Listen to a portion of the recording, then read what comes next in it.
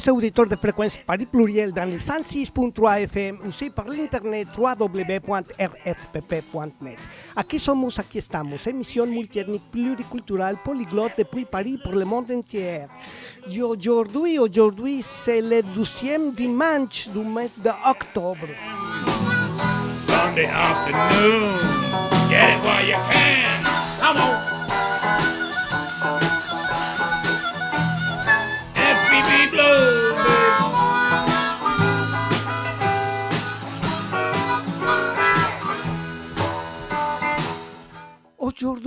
Aujourd'hui va être la dernière émission que nous allons faire spécialement pour appuyer le déroulement de la Sumut Flotilla. Donc, sera cette émission, comme toujours, en espagnol. La prochaine semaine, nous allons ici quelques invités artistes de Paris. Donc, nous parlerons, comme toujours, un mélange entre le français, l'espagnol et quelques langues aussi. Donc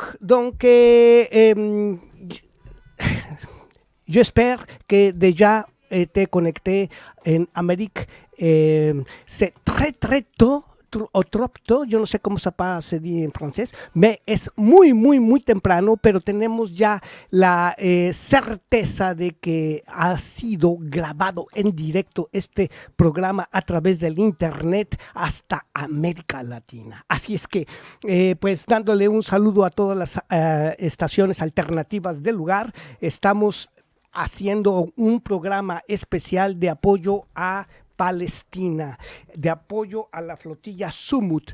Y bueno, comenzamos. Y dice así, estamos viendo ahorita que las notas que he elaborado para esta ocasión estén en punto. Bueno, ahora sí. Hemos tenido otros invitados aquí, disc jockeys, y que es muy importante decirles a ustedes que la emisión de Décalage Horaire está haciendo todo un buen trabajo de investigación por la cuestión de la Semana de Brasil en París. Bien, la Sumut Flotilla. Vamos a tomar Tras 2 semanas sin conexión en la red, me han dado oportunidad de analizar y encontrar noticias importantes sobre los resultados de la campaña mundial civil en la que participaron 44 países, o participan todavía 44 países y cerca de 200 personas de manera directa y muchas otras en apoyo a la flotilla Sumut. Es importante destacar que se hace necesario hacer análisis cuidadosos una vez que se van conociendo las noticias tanto de las organizaciones que hicieron esta acción, organizaciones no gubernamentales, políticos y dirigentes, profesionales de la información y analistas de diferentes países. Dada la envergadura de esta situación. El gobierno sionista del país que está cometiendo genocidio en Gaza, Israel, tal vez no represente a todos los ciudadanos judíos israelitas del planeta, pero gran parte de su población está de acuerdo y sumido y sometido a la manipulación e ideologización criminal contra no solo una nación y pueblo palestino, sino contra la humanidad. De ahí la gravedad de este asunto. El silencio y la omisión evidente durante años de organismos internacionales y gobiernos del mundo han evidenciado la división entre mandamases que lucran y apoyan el war business para someter y asesinar a miles de inocentes y de facto han promovido las políticas de exterminio que ya están extendidas en muchas partes del mundo. Un ejemplo cercano del que hablé en el programa anterior bajo el título de las guerras y exterminios que no se ven está sucediendo en Birmania. Por ejemplo, se han visibilizado a través de refugiados, artistas y militantes aquí en París recientemente. Estos son solamente unos casos conocidos, un ejemplo.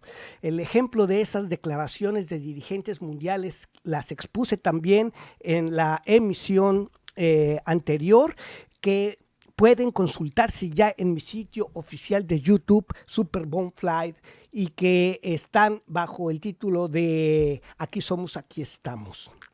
Hoy comienzo presentando a un analista conocido, Juan Carlos Monedero, cofundador del partido Podemos, que hace una reflexión interesante. Pero escudriñé un poco acerca del periodista y el medio para el que escribe, así como del medio para que sepamos por dónde va a correr la iguana en este asunto, por demás delicado, sensible e interesante. Repito, estoy buscando visiones globales de diferentes puntos de vista. Debo poner en antecedente breve que Juan Carlos Monedero escribe en una columna que sale también en México, sin embargo.mx. ¿Y qué es sin embargo MX? Sin embargo, sociedad de responsabilidad limitada de capital variable, como lo dice su razón social, es la empresa que representa al sitio digital Sin embargo MX, un sitio nativo digital especializado en política nacional, periodismo de investigación y noticias en tiempo real. Miguel y Pablo Valladares son los hermanos empresarios mexicanos dueños de medios de comunicación como Sin embargo y El Pulso de San Luis, en el estado de San Luis Potosí, México, así como de empresas en la industria minera, las telecomunicaciones y en las producciones de dibujos animados. Digo, para que vayan viendo cómo canta la iguana, ¿no? Ha alcanzado notoriedad y credibilidad bajo la dirección de Jorge Cepeda Peterson, que nació en Mazatlán, Sinaloa, en octubre de 1952, o sea, tiene su tiempito. Es un periodista, escritor, analista político, economista y sociólogo mexicano. Es licenciado en Economía, Monedero, es licenciado en Economía por la Universidad de Guadalajara. Perdón, estoy confundiéndome. Estoy hablando de Cepeda Peterson. Es licenciado en Economía por la Universidad de Guadalajara, maestro de la Facultad Latinoamericana de Ciencias Sociales, la FLACSO por sus siglas, y cuenta con estudios en doctorados de Ciencia Política en la Sorbona de París. Así es que son gentes que han pasado por estos terrenitos. Ha formado parte en el diario El País, eso ya es Monedero. Fundó y dirigió el periódico Siglo XXI de Guadalajara desde su fundación en 1991 hasta el 30 de abril de 1997. Día en que reinició. Perdón, estoy cometiendo los nervios. Sigo hablando de Cepeda Peterson. Formado en el diario El País de Madrid, fundó y dirigió el periódico Siglo XXI de Guadalajara desde su fundación en 1991 hasta el 30 de abril de 1997.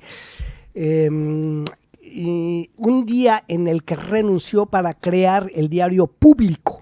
Un día antes de que Cepeda anunció su primer número de Público, hubo una operación que buscó cerrar a Siglo XXI, recuerdan ustedes eso, los mexicanos, mediante la salida masiva de sus empleados. Sin embargo, Siglo XXI sobrevivió a este intento de desaparecerlo y finalmente Cepeda se vio obligado a vender más de la mitad del 66% de las acciones que tenía a los propietarios del grupo Multimedios, que posteriormente renombraron a Público como Milenio Jalisco, denominación que mantiene hasta la fecha.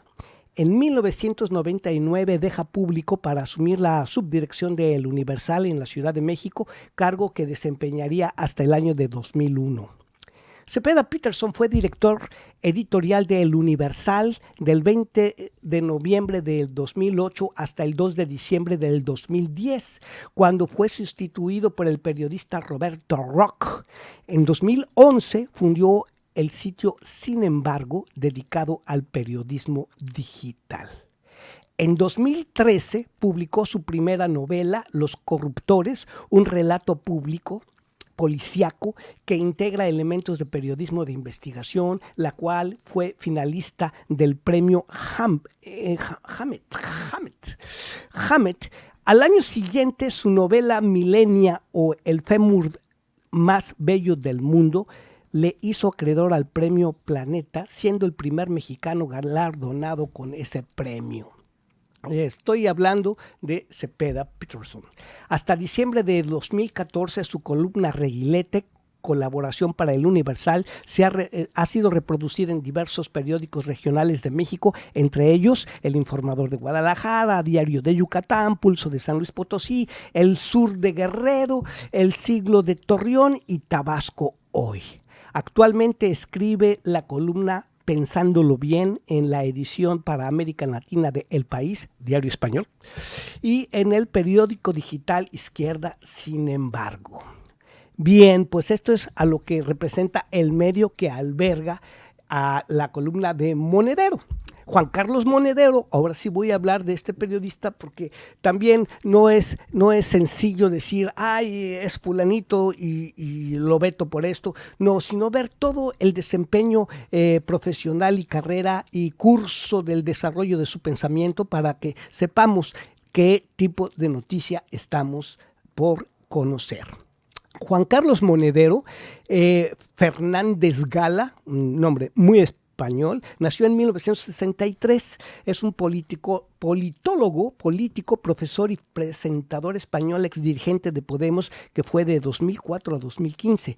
Ha trabajado como asesor de Izquierda Unida y del gobierno venezolano con Hugo Chávez a la presidencia. Desde 1992 es profesor de la Facultad de Ciencias Políticas de la UCM, y donde desarrolla parte de su labor investigadora e imparte asignaturas relacionadas con las instituciones públicas, la teoría del Estado, América Latina, el sistema político de España y el proceso de mundialización.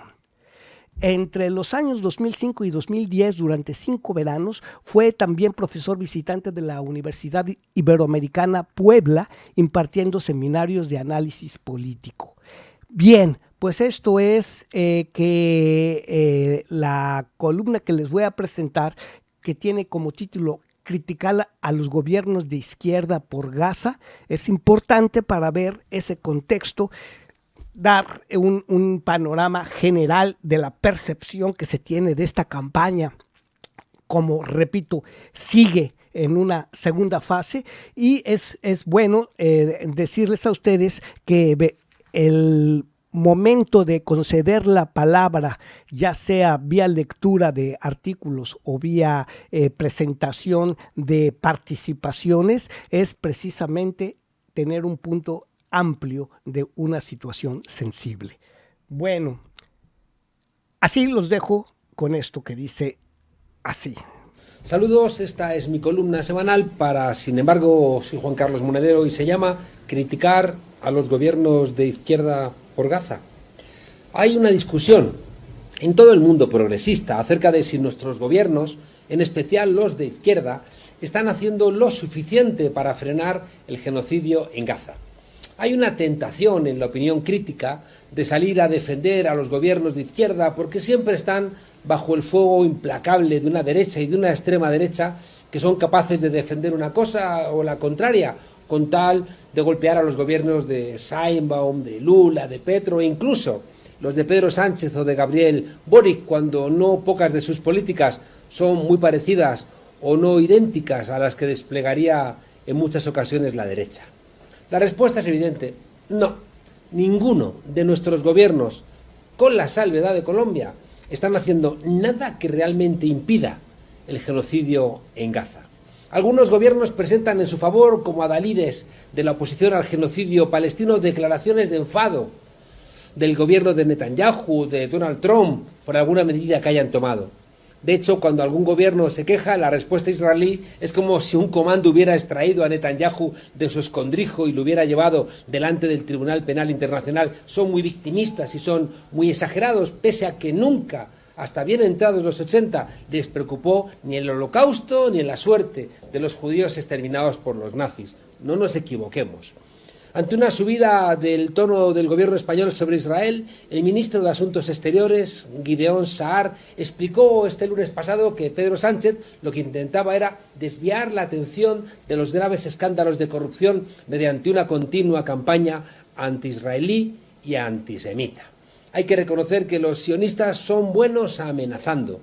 fuerzan a que despidan periodistas, llaman a los directores de los periódicos y de las televisiones, llaman a los rectores de las universidades para que expulsen a los profesores críticos con el genocidio, ponen en marcha campañas de desprestigio, presionan para retirar becas, compran periodistas mercenarios para que defiendan sus puntos de vista en las televisiones. Son buenos haciendo su trabajo de presión.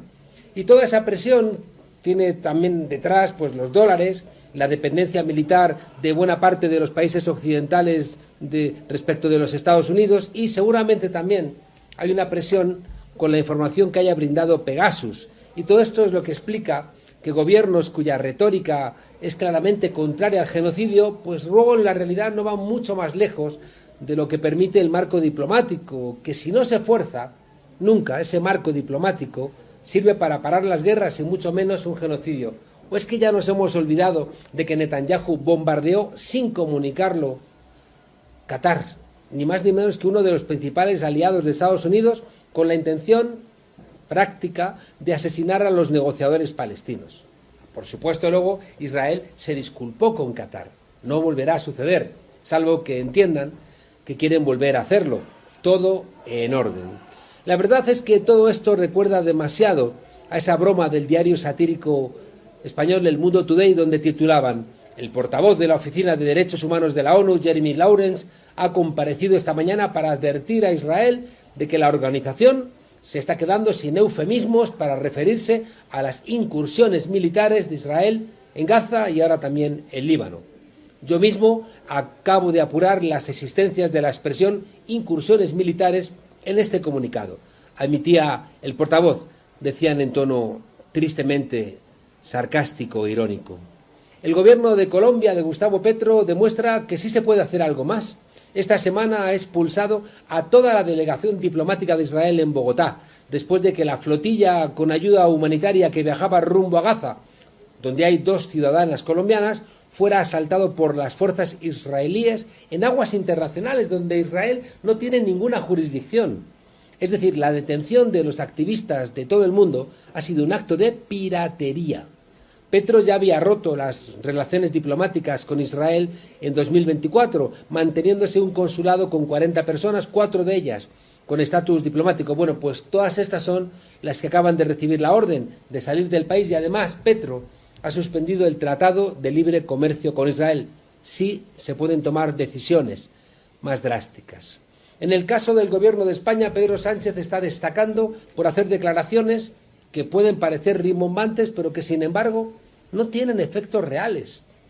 Se sumó Sánchez solo al final de la tarde a las multitudinarias manifestaciones que terminaron impidiendo en Madrid el fin de la Vuelta Ciclista a España, lo que no impidió que los policías antidisturbios que dependen de su gobierno cargaran contra la gente que protestaba por la presencia del equipo ciclista israelí en la competición. No olvidemos que, por ejemplo, los equipos rusos han sido expulsados después de la invasión de Ucrania de todas las competiciones deportivas, hasta de Eurovisión, cosa que no se ha hecho por parte de los responsables con los que están sosteniendo la masacre de los palestinos en Gaza.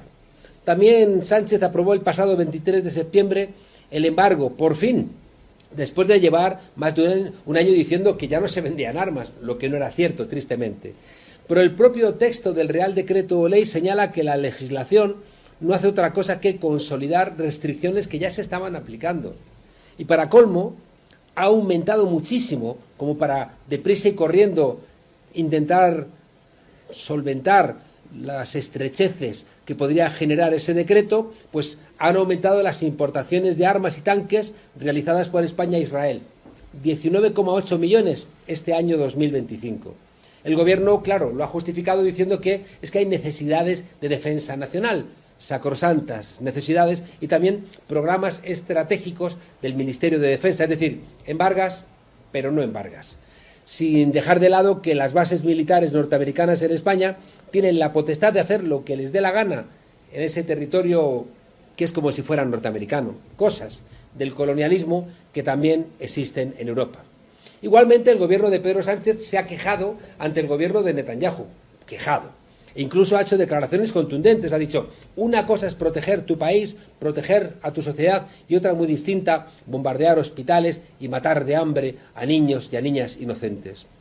Y porque lo que es indudablemente mejor, claro, hacer estas declaraciones que no quejarse, pero ninguna queja sirve para que los sionistas israelíes dejen de tirar bombas y dejen de disparar balas que matan inocentes, muchos niños, que alguien nos tendrá que explicar cómo entran en la categoría de terroristas y son, en virtud de tales, asesinados por el gobierno sionista, no judío, sionista de Israel. Tampoco el resto de las 9 medidas que ha tomado España, que son fácilmente sorteables, sirven realmente de gran cosa, como no importar bienes que vengan de las zonas ocupadas por los colonos o no brindar servicios diplomáticos plenos a los colonos españoles e invasores. En el caso de México está la dependencia de la diplomacia mexicana de sus usos y costumbres tradicionales. ¿No está haciendo nada el gobierno de Claudia Sheinbaum? No es cierto. Claro que está haciendo. Lo contaba en esta página de, sin embargo, Fabricio Mejía. Ya al final del gobierno de López Obrador, el 24 de mayo de 2024, México se sumó a la denuncia impulsada por Sudáfrica en la Corte Internacional de Justicia por el genocidio, colaborando a que Naciones Unidas defina lo que pasa en Gaza y Cisjordania como genocidio. Por cierto, Sudáfrica es un país que ha elaborado de manera virtuosa el dolor del apartheid, a diferencia del dolor del holocausto judío, que no impide a los sionistas hacer su propio holocausto contra los palestinos. Sheinbaum otorgó credenciales al embajador palestino, cosa importante. Lástima las tardanzas en estas cosas, de la misma manera que sacó de Gaza a 18 miembros de una familia palestina. Lástima también que las otras decenas de miles no tuvieron esa suerte. O también ha pedido que las empresas mexicanas que hacen negocios sobre territorios palestinos ocupados por los colonos tengan que dar explicaciones. ¿Ha ayudado México a parar el genocidio? Pues evidentemente no. Y esto nos obliga a preguntarnos acerca de los límites de la acción exterior, de la política internacional ante actos que nos repugnan y que repugnan a la más imperturbable conciencia humana. Porque la verdad es que ningún país, ninguno, ha sido capaz de evitar, frenar o terminar esta masacre. Y esto nos tiene que abochornar a todas y a todos. El mundo de la diplomacia, es verdad, es un mundo complicado donde funciona lo que Hobbes llamaba el estado de naturaleza, es decir, es un mundo, en realidad es una jungla donde las reglas se escriben para incumplirlas y donde el depredador, si tiene hambre, si cree que tiene hambre o si quiere decir que tiene hambre, va a devorar a la gacela, más allá de lo que digan los papeles que regulan el apetito de los poderosos. Las reglas internacionales han sido un entramado escrito después de la Segunda Guerra Mundial para sostener la hegemonía norteamericana y europea del planeta. Por eso, hasta hace 3 años, todos los documentos de defensa norteamericanos en guerra contra China hablaban de un mundo basado en reglas, es decir, un mundo que funciona como un mercado mundial asentado sobre el dólar como moneda de intercambio internacional, donde las reglas globales están dictadas por la Organización Mundial del Comercio, por el Fondo Monetario Internacional, el Banco Mundial, las agencias de rating, el sistema SWIFT, las bases, por supuesto, norteamericanas desplegadas por el planeta, que es la última ratio, la última instancia de hacer valer este sistema, y como última instancia legitimadora, Naciones Unidas, aunque también fue, recordemos, en Naciones Unidas donde Colin Powell, el entonces vicepresidente norteamericano de George Bush, mintió al mundo, sabiendo que mentía, afirmando que había armas de destrucción masiva en Irak, cientos de miles de muertos por esa mentira. México tiene una tradición histórica de no intervención, y es buena esa tradición para ayudar a que el nuevo mundo termine de nacer, por ejemplo, no siguiendo a Estados Unidos en su estigmatización de los países que no le siguen su cuerda. Pero esa misma no intervención es mala cuando uno podría esperar que un gobierno progresista haría algo más para parar un genocidio que puede llevarnos a la Tercera Guerra Mundial de manera generalizada. Y digo de manera generalizada porque la Tercera Guerra Mundial, si sumamos Gaza, Ucrania, las muertes de la política de drogas que generan las bandas de narcotráfico, que también forman parte de la guerra, Yemen, Sudán, en fin, hay una guerra mundial en marcha y el problema es que se puede generalizar. Si Netanyahu se sale con la suya, estará más cerca la invasión de Venezuela, el control del Amazonas, la creación de un protectorado norteamericano en el norte de México o la anexión de Panamá. Y entonces alguien repetirá, es que primero, claro, se llevaron a los palestinos, pero como yo no era palestino no dije nada. Claro, luego se llevaron a los venezolanos, pero es que yo no soy venezolano y Maduro ya se sabe, es un villano universal y me callé. Y así hasta que vengan a por uno y ya sea demasiado tarde porque no habrá nadie para ayudarte. Que se puede hacer más lo demuestra Colombia, que además se ha atrevido a decir lo que cualquier persona decente debe pensar y expresar, que Donald Trump, el que ha mandado acabar con la vida de 17 personas que iban en lanchitas en el Mar Caribe, mandando destrozarles con misiles, el que ha dado esa orden es un asesino, igual que lo es Benjamín Netanyahu, judío de origen polaco, cuyo nombre original era Melekowski. Si esos, no se sabe si colombianos o venezolanos que iban en esas lanchitas eran delincuentes, merecen un juicio justo, y lanzarles un misil es hacer un teatro asesino que convierte al que dio la orden en un asesino. Igualmente la flotilla Sumut ha sido interceptada en aguas internacionales sobre las que no tiene jurisdicción. Israel ha cometido un acto de piratería que debe ser condenado y perseguido por todo el sistema internacional de justicia. El gobierno de Pedro Sánchez, el de Claudia Sheinbaum, el de Meloni, han pedido que se trate bien a los compatriotas detenidos ilegalmente y que se les repatrie. Y ya, de verdad, y ya. En la misma lógica del plan de paz de Trump y Netanyahu, se van a repartir como un gran negocio la tierra palestina.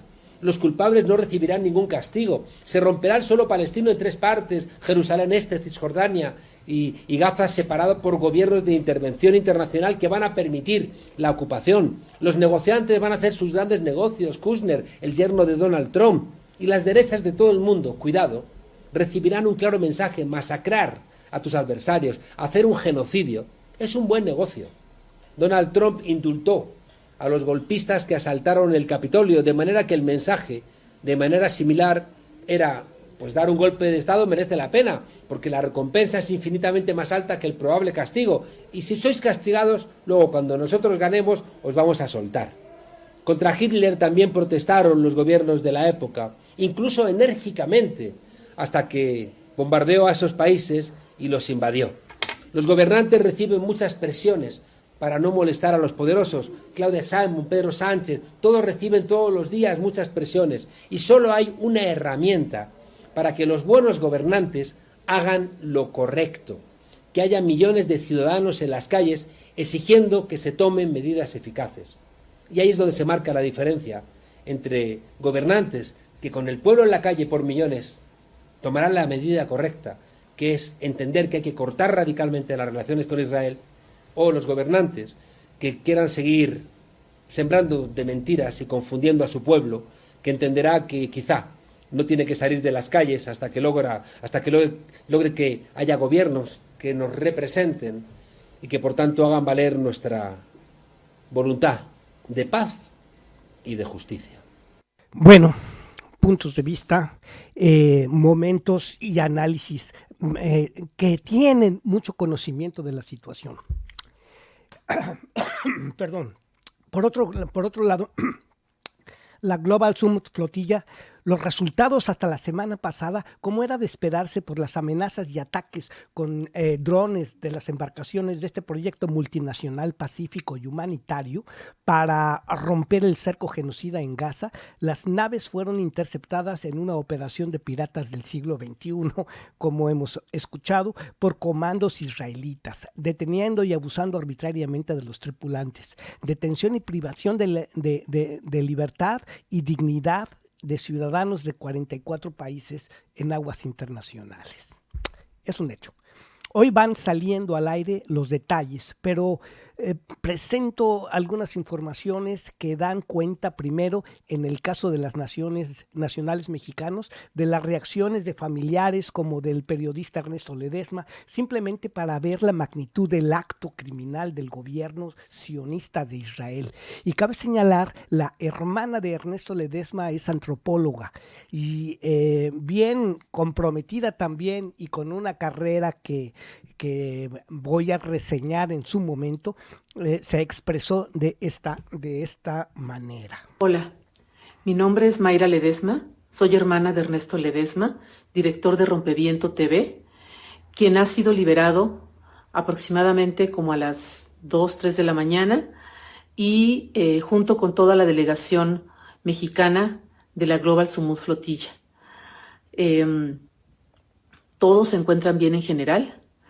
Mi hermano en particular lo golpearon en la espalda, le jalaron mucho los brazos, casi se los dislocan, trae mucho dolor en la espalda baja, pidió una faja para el dolor.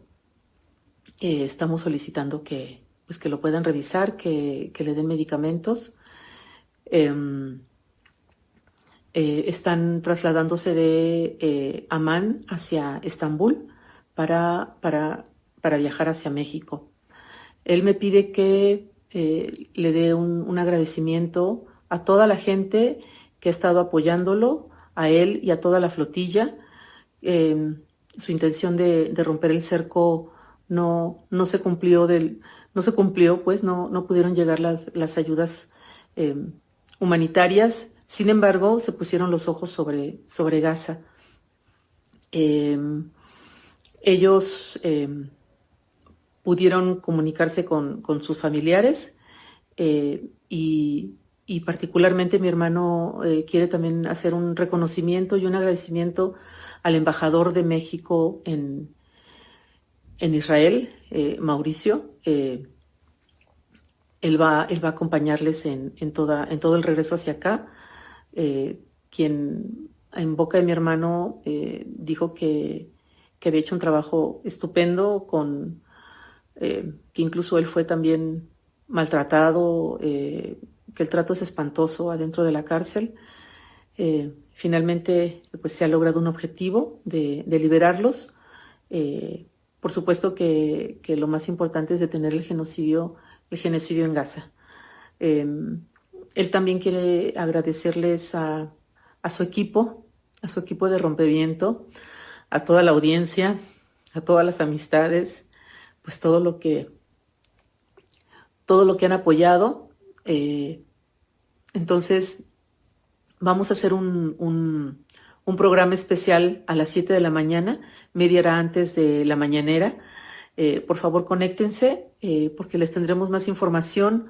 Logré grabar unos minutos de la conversación en audio con mi hermano y bueno, nos vemos a las 7 de la mañana. ¡Viva Palestina libre!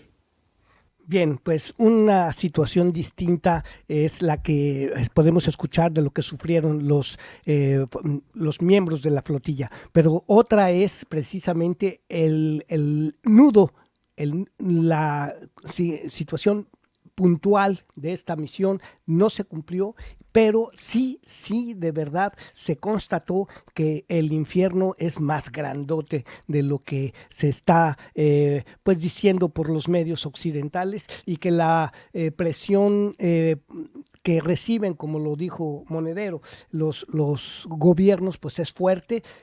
¿Qué tan fuerte puede ser el capital que mueve todo eso? Bueno, los abusos y torturas van saliendo y brotando desde muchas fuentes y difundiéndose en las voces de distintos informadores y analistas. Y uno de estos, para que veamos cuál es el tono que se da, pues conocido y que lo he presentado aquí en 1 minuto y medio, podemos tener también una idea de lo que es precisamente el daño que sufrieron los tripulantes. Ahora que algunos de los participantes de la flotilla Sumud están regresando a sus países, están hablando de cómo los trataron. Y estas fueron algunas de las declaraciones de cómo fueron tratados por el ejército de Israel, ¿no? Digo, recordando que es una misión humanitaria de diferentes países, protegidas inclusive por sus diferentes países, que lo único que buscaban era llevar ayuda humanitaria, principalmente para los niños, mujeres y civiles inocentes de la Franja de Gaza.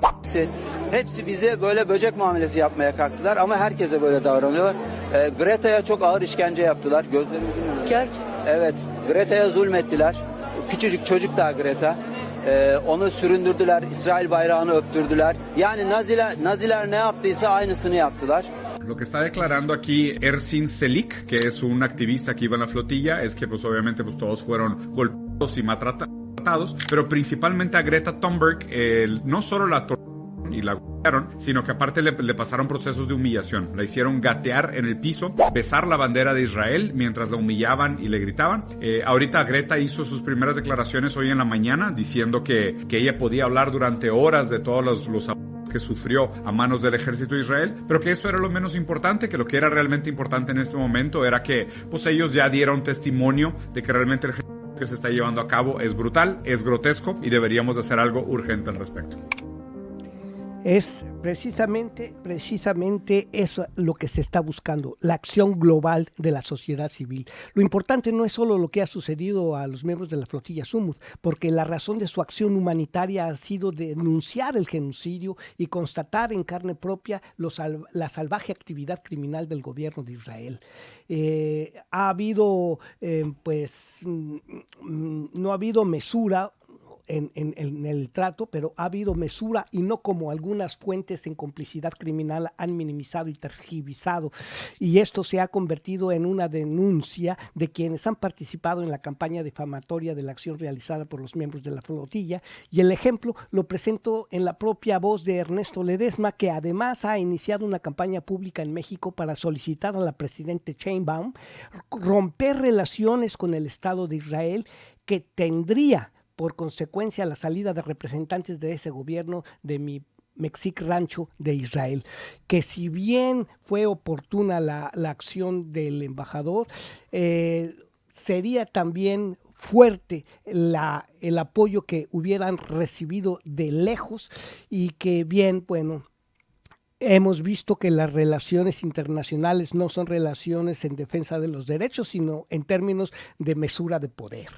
Y la reflexión de Ledesma, de la embajadora de Israel en México, esta señora que se llama Einet Kranz-Neiger, es importante, nos dice mucho porque muchos en mi país han de haber leído y escuchado en sus páginas las declaraciones de esta embajadora.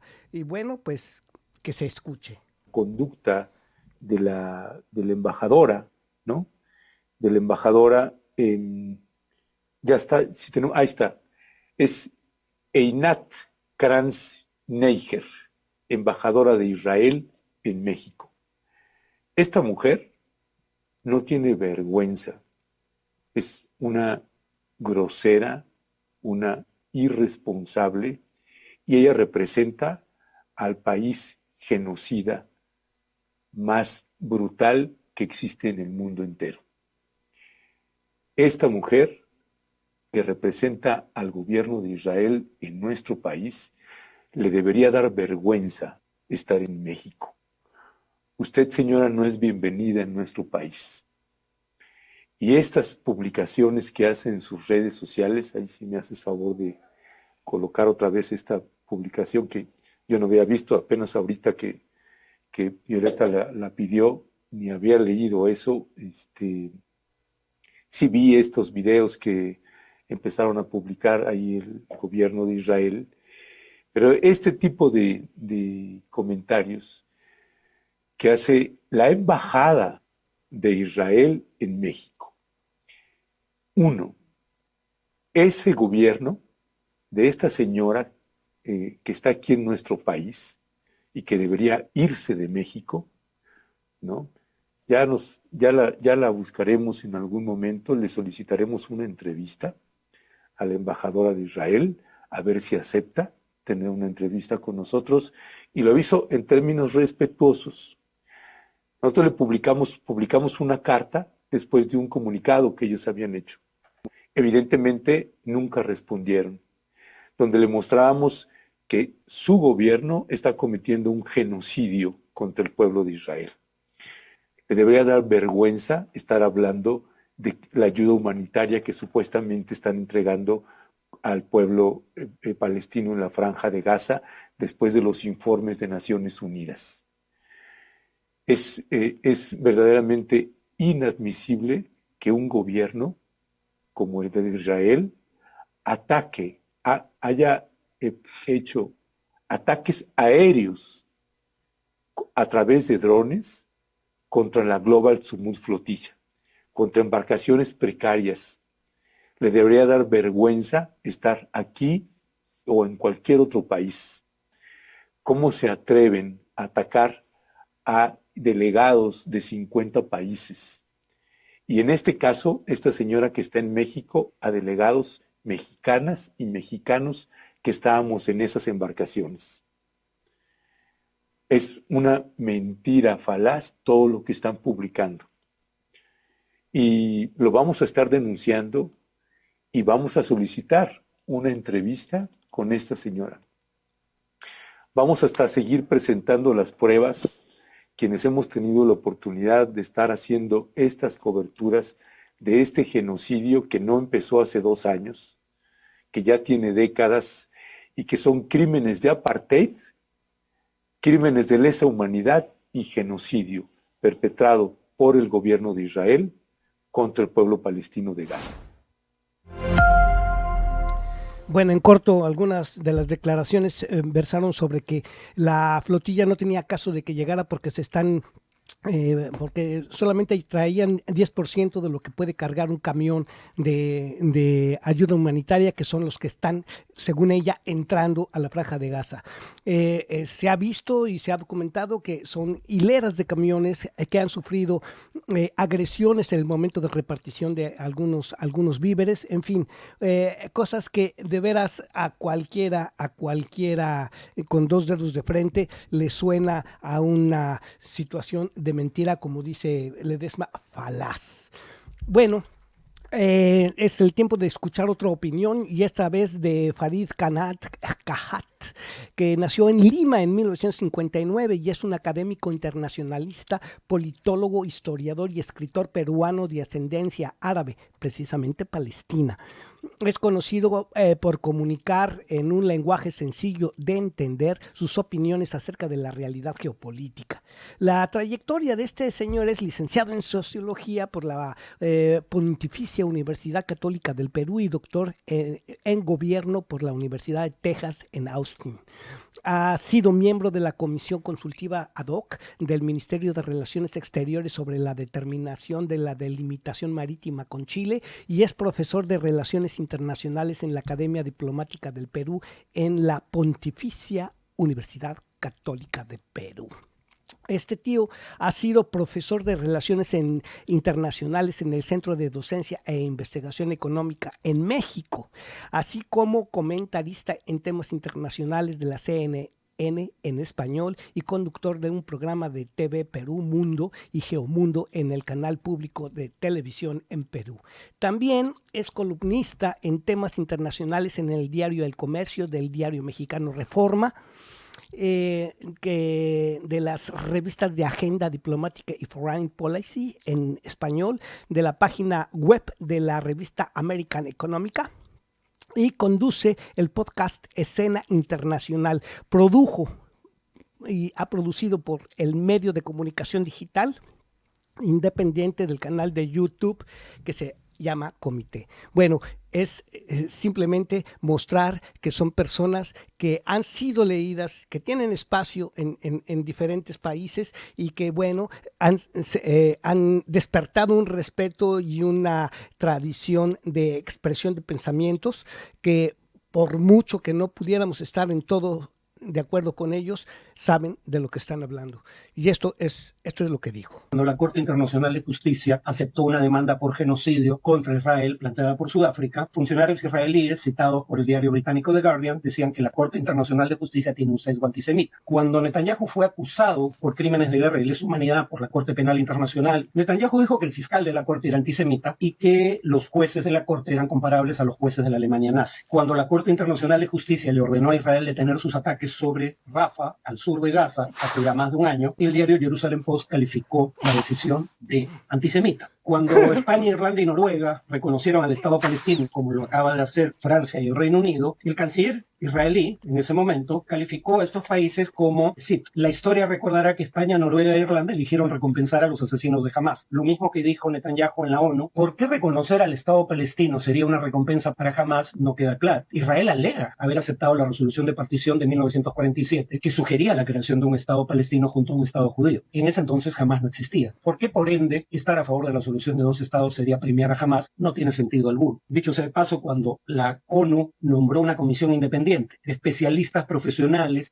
no miembros de la organización, no funcionarios de la ONU, que también concluyó que lo que hacía Israel en Gaza era genocidio, BBC Mundo da cuenta de que la respuesta lacónica del gobierno israelí fue que la comisión actuó como, cito, un representante de Hamás. Cuando el líder de la oposición israelí, Benny Gantz, se retiró del gabinete de guerra conformado por Netanyahu después del 7 de octubre de 2023, pidiendo elecciones anticipadas, Netanyahu dijo que la disolución del gobierno de unidad era una recompensa para Sinwar, es decir, para un líder de Hamás. En otras palabras, la oposición israelí también es Hamás. Y cuando hubo protestas antigubernamentales tras el 7 de octubre, se reiniciaron, porque había protestas antes de esa fecha. El segundo al mando en el Parlamento israelí, Nissim Baturi, dijo que quienes protestaban constituían una rama de Hamás. Como no puedes andar llamando miembros de Hamás incluso a los ciudadanos de tu propio país por el mero hecho de protestar en contra del gobierno, se tuvo que disculpar. El antisemitismo existe, pero el gobierno israelí lo manipula ahí donde no tiene cabida. Y por eso es francamente deplorable que se haga, porque habiendo un problema real, utiliza el término de manera eminentemente política. Bien, pues vemos también que todas estas opiniones están cargadas de la emoción del momento, de la emoción de lo que se está diciendo. El saldo hasta este momento en la semana pasada ha sido de 171 personas deportadas que simplemente se acercaron. Y ya hay algunos detenidos de los que no se sabe todavía su situación. ¿Habría triunfado la genocida campaña sionista? Eso hay que verlo como un hito aquí, un garbanzo que se ha lanzado para ver a dónde se estrella, porque hay una noticia que les voy a decir también en un minuto. Y todas estas cosas me llevaron a encontrar a una difusora de aspectos históricos bien documentada que traeré en la próxima crónica de Juanito Guanabacoa, que también me parece, y hablando en español, porque he estado buscando las personas que puedan expresarse en nuestro idioma, me parece también muy interesante. Pero pues, ahorita lo que pasó en 2 semanas en las que no tuve acceso a la información como me gusta, dedicándome a la búsqueda, pues es un resumen de lo que hasta el momento sucedió con la Sumud Flotilla, y que esta acción no es nada más quedarse con los brazos cruzados después de este acto, sino ahí va. Les voy a presentar lo que ya está sucediendo ahorita. Justo cuando el mundo pensaba que la historia de la flotilla había terminado, está comenzando de nuevo. Ayer, comandos israelíes abordaron el último barco de ayuda, el Marinette, a unos 65 kilómetros de la costa de Gaza. Decenas de activistas fueron detenidos y en cuestión de horas, imágenes impactantes inundaron las redes sociales. Las protestas estallaron en Europa, Oriente Medio e incluso en Estados Unidos. Pero esto no era el final. Una nueva flotilla ha zarpado ahora desde Italia. No es un barco, ni 2, sino 11 embarcaciones. A bordo viajan médicos, periodistas y trabajadores humanitarios. Los organizadores solo llevan comida y medicinas. Sin embargo, Israel ya ha dado la alarma, calificándola de provocación peligrosa. Pero lo más llamativo es que Turquía y Pakistán no se limitan a mirar, advierten abiertamente que podrían intervenir. Imagínalo, barcos de ayuda navegando no solos, sino bajo escolta de buques de guerra extranjeros. ¿Se atreverá Israel a detenerlos? Las próximas 48 horas podrían decidir si esto se queda en un pulso humanitario o estalla en una crisis internacional. Mientras que la pregunta de gran parte de la humanidad es, ¿por qué Israel sigue teniendo total impunidad? Bueno, pues ya vemos que en el discurso se le está empezando a discutir. Ahora vamos a ver, como dice Monedero al inicio de esta sección, el hecho es que sí se pueden hacer algunas medidas reales y contundentes acerca de sancionar, en el término más extenso de la palabra, las acciones criminales del gobierno sionista de Israel. Bueno, esto es lo que estamos viendo. Este capítulo histórico está en movimiento, el destino es incierto, verdaderamente un peligro potencial, y si bien sabemos cómo reaccionan las fuerzas hegemónicas, pero de qué fecha de caducidad tiene, la tiene. Tristemente admito que los procesos sociales tardan largos periodos, muchas muertes y sacrificios. Son múltiples y de soluciones posibles serán los próximos días, años, meses o verdaderamente quizás un lustro, ¿no? Pero ahí va, ahí va. Y este video en este programa, en el video que hago del programa, mejor dicho, que se le va a uno la cuerda, pues voy a presentar algunos enlaces de informaciones más amplias sobre lo que he venido presentando aquí, porque si 171 personas sufrieron ahorita en un experimento de 44 países para romper el cerco, pues ¿qué pasará en los ámbitos militares? Y en este caso pienso de pasada que habría que motivar a los jóvenes a estudiar, pues, ¿qué nos serviría? ¿Etnografía? ¿Por qué? Porque me dirán, pues para comprendernos como seres humanos, y mejor una explicación desde el punto de vista de un punto de vista antropológico en 2 minutos, porque fíjense ustedes que encontrando información, sí hay información positiva y que guíe de alguna manera el punto de ver sobre la cultura y el conocimiento de nuestras sociedades. Y bueno, esta es en español, una actividad que se está viniendo a desarrollar, pues implica también preparación, aunque muchas veces la decisión venga de personas que anteriormente estaban muy ajenas a lo que es pues realmente la actividad de difusión científica, de difusión de noticias, gracias a las tecnologías modernas y al que ahora representan también una actividad profesional, pues se van encontrando muchas cosas interesantes, y una de ellas es una nueva era en el trepidante mundo de las etnografías, con esta mujer, esta señorita, esta dama, Candela Antón de Bes. Y pues Candela Antón de Bes, les voy a decir, es de Barcelona, es una antropóloga y actriz de cine, teatro y series de televisión española. Candela Antón, antropóloga. Lo que una generación vive culturalmente puede alterar los genes que se transmiten a la siguiente, según una manifestación en una entrevista que le hicieron precisamente en National Geographic. A esta pregunta Antón empieza contando: imagina 2 bebés recién nacidos, uno en Tokio y otro en un pequeño pueblo de la Amazonía. Sus cerebros a nivel estructural son prácticamente idénticos, pero si los sigues durante unos años, verás que no solo hablan idiomas distintos, también piensan distinto, perciben el mundo de forma diferente y sienten de manera diferente. La antropología lanza otra pregunta. La antropóloga lanza otra pregunta, que ella misma responde: ¿y si te dijera que sus cerebros se desarrollan con arquitecturas diferentes? La cultura en la que nacemos no solo nos enseña qué hacer, sino que reconfigura cómo pensamos, literalmente. Esto es parte de la neurobiología. Y un punto de vista interesante lo expresa en el enlace que dejaré en el video. Y bueno, es invitar a la ciencia, lo que en sus múltiples caminos ayudarán a entendernos y saber para dónde jalar en el futuro, qué hacer con las noticias que nos llegan, que es un requisito necesario para la evolución de nuestra especie, el comprendernos. Y bueno, pues esto dijo. Soy Candela Antón, tu antropóloga de confianza. Y hoy te voy a contar qué es eso de la etnografía. Pero no como si fuera un concepto muerto de manual. No, quiero que lo pienses como una herramienta de asombro, como una linterna o como una forma de mirar. La etnografía es el arte y la ciencia de ir en busca de otras formas de vida humana. Es meterte en un grupo que no es el tuyo, convivir con ellos, preguntar, observar, escribir, sentir, dudar. Es quedarte callado cuando no entiendes nada. Pero volverlo a intentar. Durante mucho tiempo la antropología se hacía desde despachos, o desde barcos, o desde prejuicios, hasta que algunos locos maravillosos, como Bronislaw Malinowski, dijeron: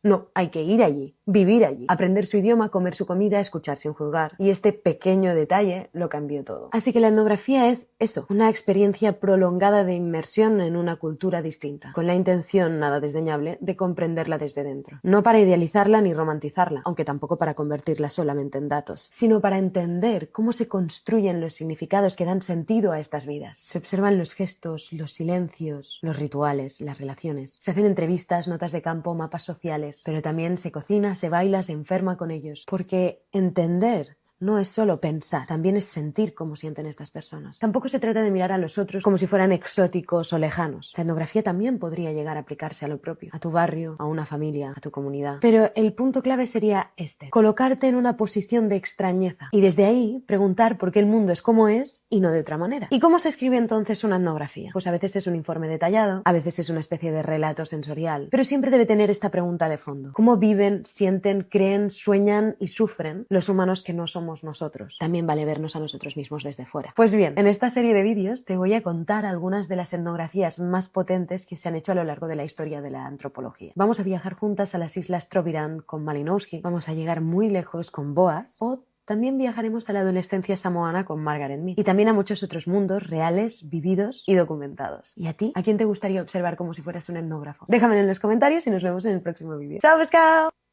Pues imaginen ustedes el trabajo y la etnografía perdón, que puede realizarse conociendo el trabajo de los grandes hombres, doctores, médicos, mujeres, enfermeras que han estado en contacto con el dolor en Gaza y en cualquier otra parte del mundo. Y eso es realmente el tratar de comprender qué es lo que nos pasa y cómo el mundo se está moviendo y cómo el war business está realmente pues infectando a las sociedades. Y como lo dije hace un momento, de que tiene una hora para que esto acabe, la tiene, pero de que falta y que se está llevando a cabo es nada más ver la gran cantidad de solidaridad de la sociedad civil en cuanto a este acto visible que es lo que ocurre en la Franja de Gaza. Ayer mismo aquí en París, en un solo trayecto a buscar información, pues me encontré con dos manifestaciones pro-Palestina de grupos residentes en Francia de muy diferente índole. Bien, claro que había franceses, pero los rasgos de todos los asistentes pues eran del corte mundial, del corte cosmopolita, y las sentencias que se estaban gritando pues eran tanto en francés como en algún otro idioma que no llegué a distinguir. Y bueno, pues esto es lo que necesitamos. En México mismo, la campaña lanzada por Ernesto Ledesma de escribirle a la presidenta, como también aquí se estila, de estar repartiendo, lo ha hecho en varias ocasiones Amnistía Internacional, cartas postales con la frase que se le quiere dar a conocer al gobierno para que la gente pues las envíe por correo. Todas estas manifestaciones sociales válidas, pacíficas, dan la necesidad de que los gobiernos pues busquen la forma de cómo actuar ante lo que es inadmisible para cualquier ser humano. Y bueno, esta situación pues aquí en lo que va de la primera parte de nuestro programa semanal dominical, aquí estamos ya en esta ocasión en español, pues pasamos a la parte musical. Y bueno, es una situación de decirles en los jams que acudo qué es lo que está pasando. Pues hay varios que me gustaría que escucháramos para cambiar de canal y dejar esto pendiente. Estamos todavía con la idea de poner vamos a decir, en virtud de que nos falta una segunda parte de la entrevista de Jesús Escobar sobre los nombres de quiénes son los que están gerenciando el narco business y el war business en mi país, pues les voy a decir que ya tomé la decisión de que sea en 2 programas más, porque pues es bastante copiosa la cantidad de información que se da y estoy haciendo un cuadro para después hacerlo fácil de entender. Por lo pronto comenzamos mandándole una salutación a Didier y Ali porque Why Did You Know Do It? Fue una interpretación en jam aquí en un café que les recomiendo vayan, está bien francés, se come bien y viernes y sábado podrán ustedes escucharnos en música del lugar.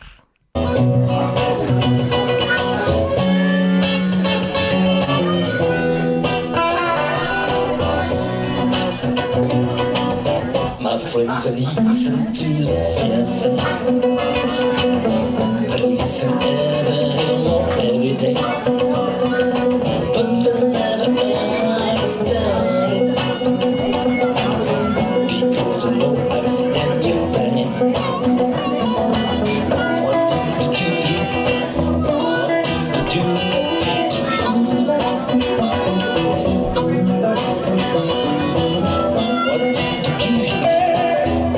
did you do?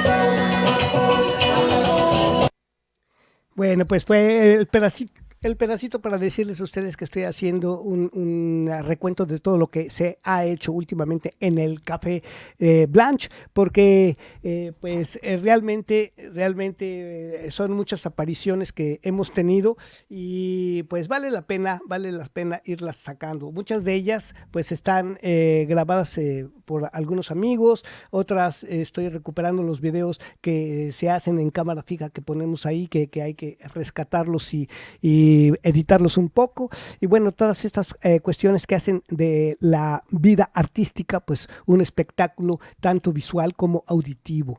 Y en esto pues nos trasladamos de nuevo hasta el Nuevo Cosmos, que el día 17 vamos a estar ahí con Beja, Jan Sack y los músicos que le acompañan. Vayan a verlo, vale la pena.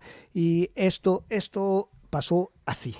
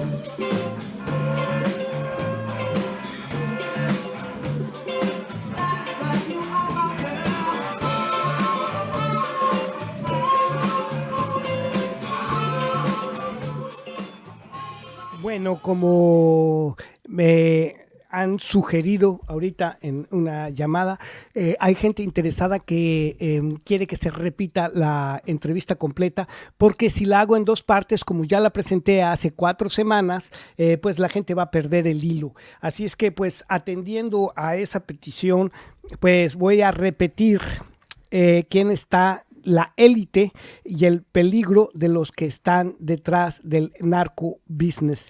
Todo esto es una columna por Jesús que, sabiéndolo bien, la información que tiene es de privilegio. Y bueno, que no se diga más, aquí la repito. ¿Quién está realmente detrás del negocio de las drogas, detrás del narcotráfico? Hay que recordar quiénes fueron los principales soportes de Genaro García Luna. A Genaro García Luna no lo pone Felipe Calderón. A Genaro García Luna se lo ponen las agencias gringas, pero aparte en México contaba con el apoyo de Rafael Mazo de la Concha, secretario de la Defensa, y ojo, Carlos Slim, Alfredo Harpelú, Ricardo Salinas Pliego y Germán Larrea. 4 de las fortunas más importantes de este país. Y que lo mantuvieron con Fox y lo mantuvieron con Calderón. ¿Qué está en disputa en el negocio en donde están estos personajes del crimen organizado, las autoridades?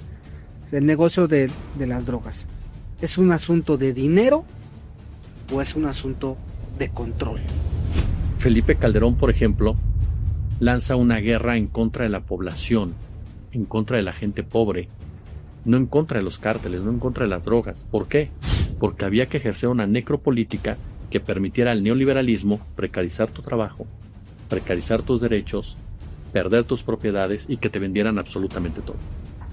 Y que tú no pudieras ni alzar la cabeza porque tienes el temor de que si la alzas hay 2 tipos colgados en el puente. Omar García Harfuch, el policía, ¿está haciendo un buen trabajo? Desde Estados Unidos se planea orquestar la imagen de que Andrés Manuel formaba parte o forma parte del crimen organizado. Sí. Ahorita lo que mencionas, mira, para mí es muy claro quién está. Para mí el que es quien maneja el narcotráfico, quien creó el narcotráfico, es Occidente.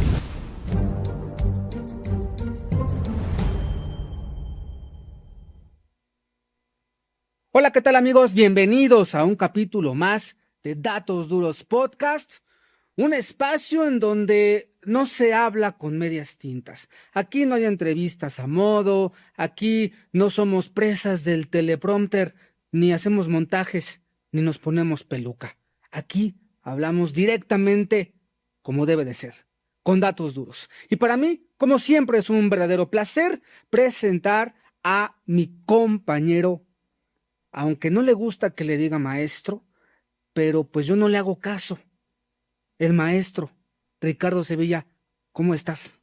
Querido Oscar, público memorioso que nos ve, que nos escucha y que nos defiere con su preferencia, muchísimas gracias siempre por tus deferentes palabras, desatinadas, desde luego, porque yo soy maestro en términos coloquiales, la gente lo sabe y, por supuesto, no uso peluca como se ve. Yo creo que estaba pensando que me voy a mandar a hacer una playera que vi a un personaje que se parecía a mí y decía esa playera: mi cabeza brilla más que tu futuro. Y me gustó muchísimo la frase y dije, me la voy a comprar. Pero bueno, no es el caso en este programa de Datos Duros platicar sobre las anécdotas de pelucas y esas cosas, sino la información dura, la información contundente. Y hoy me da muchísimo gusto presentar aquí en Datos Duros Podcast al maestro Jesús Escobar. Jesús, ¿cómo estás? Qué gusto saludarte.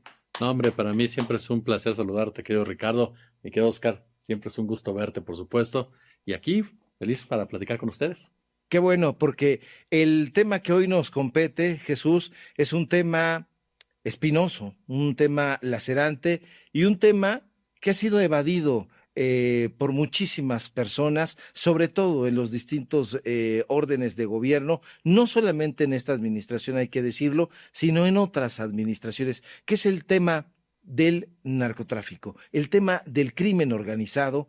Y estaba yo leyendo una serie de personajes que hacen análisis sociológicos Y en esos análisis sociológicos lanzaban una pregunta que me parece pertinente, Jesús, Oscar, sí, que es, la droga no se puede combatir porque es un medicamento y porque la droga sirve al mismo tiempo para ayudar a enfermedades, a combatirlas, pero al mismo tiempo es como el remedio y la enfermedad. No se puede derrotar, dicen, apuntan algunos sociólogos. Hacían el símil del fármaton, el famoso fármaton griego, que decían, bueno, es la cura, pero también es la enfermedad. La droga, Jesús, ¿es algo que cura y algo que mata? Fíjate que esa es una buena pregunta, porque yo creo que tenemos que partir de para qué sirve el narcotráfico. O sea, y separar precisamente lo que es el mercado de las drogas de lo que es la instrumentalización política, mediática y económica de lo que es el mercado de las drogas. Porque efectivamente, si hacemos un poco de historia y lo citamos y nos centramos en México, pues en México la cocaína era legal. O sea, la realidad hace muchos años. Tú ibas a las boticas y el boticario te recetaba tus gramajes de cocaína para ciertos padecimientos. En la época de Lázaro Cárdenas, la marihuana se legalizó. La marihuana era legal como tal. Y hubo muchas épocas en donde muchas de las drogas que ahora han sido satanizadas eran parte precisamente del día con día. El propio fentanilo. El fentanilo tiene un uso médico muy importante que realmente te impide en muchas oportunidades hablar de que lo tienes que evaporar completamente de lo que se podría llamar el cuadro de medicamentos. Entonces, aquí me parece que partimos del hecho de para qué están sirviendo ciertas drogas y el uso que se le da a esas drogas. Los famosos opioides, los opiáceos, algunos de ellos, por supuesto, legales, y que a la sociedad norteamericana incluso le sirven para enfrentar un nivel de consumismo, un nivel de deterioro por su mismo ritmo de vida, y que sin embargo lo consiguen en cualquier esquina. Y que al pensar en desprenderte de ellos, te topas con que no tienes las herramientas necesarias para aguantar ese mismo ritmo de vida. Te hablo de medicamentos para el insomnio, te hablo de medicamentos para el estrés, te hablo de medicamentos para concentrarte. O sea, son parte de la vida de muchas personas. Sí creo que mucho pasa por eso, por entender para qué es cada tipo de droga y cómo se utiliza cada tipo de droga y el exceso de las mismas drogas. Pero sobre todo creo que hay, y ahorita lo mencionabas y me parece que vale la pena recordar esto, cuando se crea toda la crisis del fentanilo en los Estados Unidos, una de las frases célebres por parte de la farmacéutica que lo elaboró fue: nosotros tenemos la forma de curarte y la forma de enfermarte. Es decir, yo te puedo enfermar y a la vez te puedo curar. Por lo tanto, ¿por qué no hacer negocio con ambas cosas? Entonces siento que las drogas se han satanizado en muchas ocasiones, se les ha dado un uso totalmente diferente para el cual estaban diseñadas y se ha hecho un negocio brutal a través de las mismas. Entonces yo coincido, las drogas no van a desaparecer y de ahí tendremos que partir entonces otro análisis, qué hacer con ellas. Y me parece que yo siempre he pensado, les soy honesto a ambos, que si realmente quisieran combatir el narcotráfico, tendrían que legalizar las drogas. O sea, todas las drogas. Yo creo entonces, hablando en términos ya del combate, porque esta va como por etapas, ¿no? La satanización de las drogas y de ahí viene la criminalización de las mismas y cualquiera prácticamente que se relacione con ella es malo o está delinquiendo, ¿no? Pero entonces este pretexto o estas formas de combatirlo a través de la violencia, en realidad no están combatiendo nada. ¿Qué están haciendo? ¿Qué significa el combate de las drogas? Hay un punto muy importante que lo acabas de mencionar. La criminalización del adicto. Las personas adictas son enfermas, es decir, tienen un problema de consumo. Por lo tanto, no puedes tratarlos de manera como si fueran delincuentes. Son personas que requieren una política social, son personas que requieren un tratamiento como tal. Y sin embargo, históricamente ha sido distinto. A las personas que consumen ciertas drogas, de inmediato se les ataca, se les criminaliza. Y me parece que eso nos lleva al siguiente punto. Reitero, si quisieran combatir realmente el narcotráfico, por ejemplo, Estados Unidos ahorita, y de ahí parto a un punto que tocaste. Si Donald Trump realmente quiere combatir el narcotráfico, Donald Trump no tendría que estar lanzando drones. Donald Trump tendría que empezar por campañas de prevención, por mejorar la atención médica hacia las personas enfermas, por parar lo que pasa en sus aduanas, por llevar información a los chavos, a las chavas. El fentanilo mata por esto, esto y esto y esto. La droga sintética te afecta de tal manera. Es decir, informar a una sociedad norteamericana que no esté informada realmente sobre los estragos que provocan ese tipo de drogas. Eso es lo primero que tendría que hacer, al ser el país más consumidor de las mismas. Y sin embargo nunca lo ha hecho. ¿Por qué? Porque a final de cuentas no se combate a las drogas, no se combate a las organizaciones criminales, porque todos ellos forman parte de una misma estructura. El narcotráfico no está peleado con los estados, es parte de los estados. Y Estados Unidos lo ha instrumentalizado históricamente para imponer su política, y va de la mano también con el sistema financiero y de gobernanza que tenemos en la actualidad. El narcocapitalismo no está alejado del capitalismo, es una ramificación del capitalismo. Por lo tanto, no puedes combatir realmente al narcotráfico si no combates al sistema financiero que lo protege, lo produce y lo maneja a su antojo. Por lo tanto, cuando nosotros nos dicen estoy combatiendo al narcotráfico, sin combatir las causas, sin combatir realmente los efectos como tales a su alrededor, estás mintiendo completamente. Jesús, ¿es un asunto de relumbrón entonces todas estas confiscaciones que se hacen de la droga? Yo me he preguntado muchas veces, hace unos días en portada de diferentes medios nacionales y en algunos medios internacionales se hablaba de que se le había dado un golpe al crimen organizado. En este caso, Omar García Harfuch había dado un golpe, así rezaban los titulares, al huachicol, que forma parte también de una estructura criminal, pero en otros días, en otras semanas, presentaron el decomiso de drogas. ¿No se está entonces combatiendo? Los gobiernos no combaten porque saben que van a volver. Esas toneladas de droga, el día de mañana van a ser repuestas por ese mismo cártel o por otro, o por los que vengan mañana. ¿Qué significan todas estas escenas, Jesús? Mira, yo creo que yo siempre parto de un razonamiento en ese sentido. ¿Quién marca la estrategia en contra de las drogas? ¿Realmente qué margen de maniobra tienen los gobiernos de América Latina para combatir a la delincuencia organizada? Muy poca, muy poca. Y tenemos que remontarnos, y no creas que le estoy dando vuelta, ¿no?, a lo que me preguntaste, no, sino para dar un poco de contexto. Tenemos que remontarnos a los años 40 incluso, después de la Segunda Guerra Mundial, cuando Estados Unidos comienza a construir todos este tipo de organismos, agencias de inteligencia y demás, para ir creando una política en materia de seguridad, la cual va delineando precisamente cuáles van a ser los caminos a seguir con la finalidad de allegarse ellos mismos recursos a través de sus presupuestos y demás. Algo que es fundamental para mí entender en todo ese concepto es que Estados Unidos comienza poco a poco a militarizar lo que son las políticas antidrogas, las políticas de seguridad, y eso lo exporta precisamente a América Latina. Parte esencial de esa estrategia norteamericana, lo citabas ahorita, Ricardo, de relumbrón como tal, son los decomisos. Son esas notas efectistas en donde ves toneladas de cocaína decomisadas, donde ves narcos supuestamente agarrados por todos lados, una cantidad de armas impresionante.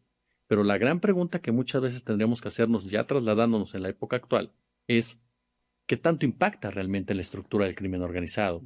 ¿Qué tanto les está afectando a ellos como tal? Y la tristeza nos lleva a darnos cuenta que en muy poca medida. Pongo el ejemplo de Sinaloa. Hay presencia del gobierno federal, me consta. Ahí está el gobierno federal.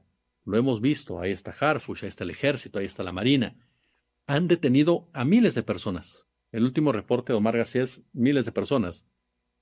Y entonces, ¿cuánta gente más está involucrada en esa guerra entre mayos y chapos, supuestamente, que Tú puedes detener a miles y miles de personas, decomisar una gran cantidad de armas, y sin embargo la violencia no desmerece. Hace unos días nos topamos con que dejaron 20 cuerpos ahí abandonados.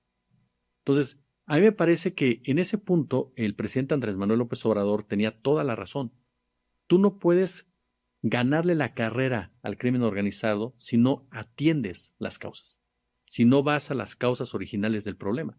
Y las causas originales del problema son provocadas por un sistema financiero. La pobreza no es fortuita, no es un designio divino. La pobreza es generada también por ese mismo sistema financiero. Y ese mismo sistema financiero no le gusta que atiendas las causas porque le estás quitando mano de obra para sus empresas legales e ilegales en todos los aspectos. Pero si tú no atiendes esas causas, si tú no vas por ese tipo de personas, si tú no ayudas a esas personas a darse cuenta que tienen otro tipo de oportunidades de desarrollo, que no son metiéndose al crimen organizado, muchas de ellas forzadas incluso, no vas a tener jamás una solución a este problema. ¿Ustedes qué opinan? Porque pues es la política de los abrazos, no balazos, que es quizás una de las mayores críticas que se le hace al gobierno de Andrés Manuel López Obrador, que no pudo, que estuvo mal y que eso provocó la gran violencia que hoy vivimos. Pero parece que no convence del todo el hecho de ir a las causas sociales. No sé qué piensen ustedes. No convenció, funcionó, necesita más tiempo, pero ¿cuánto tiempo estamos dispuestos a aguantar?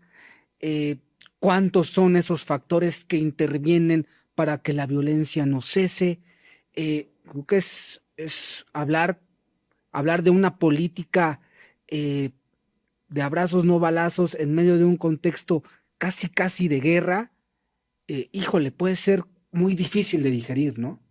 Bueno, yo difiero un poco, mira, yo creo el concepto de abrazos no balazos se sacó de contexto, en realidad, Okay.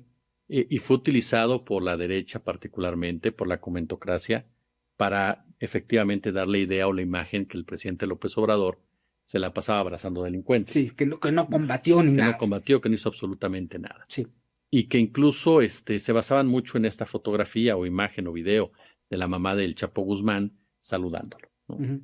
En realidad no, en realidad lo que cuando el presidente habla de abrazos, no balazos, perdón, tiene que ver uno con atender las causas, pero también con cambiar algo que es básico, el concepto de guerra. Cuando tú utilizas un concepto de guerra, estás abriendo la puerta para que tus fuerzas armadas tengan una mayor letalidad hacia la población civil.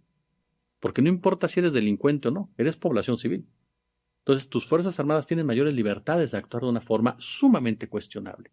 Dos, todo lo que conlleva un escenario de guerra, desde el aspecto de armas, estrategias, desplazamientos. Al momento que él retira ese concepto, que parecería una nimiedad, pero no lo es en realidad, es definir una estrategia en contra, otra vez, de una estrategia que te están dictando desde otro lado, que tienes que jugártela a la guerra. Por supuesto que no gustó, y por supuesto que la idea era satanizar ese concepto. ¿Por qué? Porque si tú atiendes las causas, vas en contra de un sistema. Y ese sistema es el que ejerce el poder en muchas ocasiones, y lo está haciendo ahora. Y por lo tanto no le gusta. No le gusta que actúes de esa forma. Hay un ejemplo palpable que tiene que ver con un caso que se acaba de dar hace unos días, que es Ovidio Guzmán. Ovidio Guzmán ya llegó a un acuerdo, se declara culpable. Mucha gente dice, va a declarar en contra de López Obrador.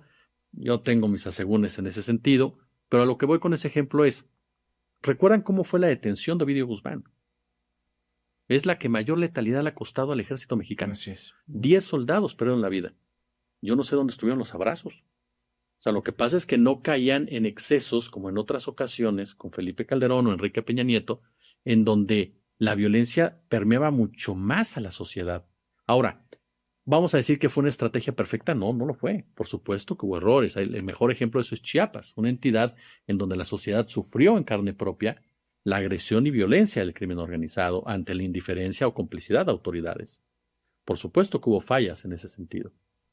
Pero de ahí a pensar desde mi punto de vista que no hizo nada, sinceramente creo que hay una distancia muy grande. ¿Por qué razón? Y me voy a los simples datos, que ojo, no son datos para festejar, y creo que el propio López Obrador lo dejó muy en claro. No hay nada que festejar porque todavía son cifras muy altas. pero ya son cifras distintas.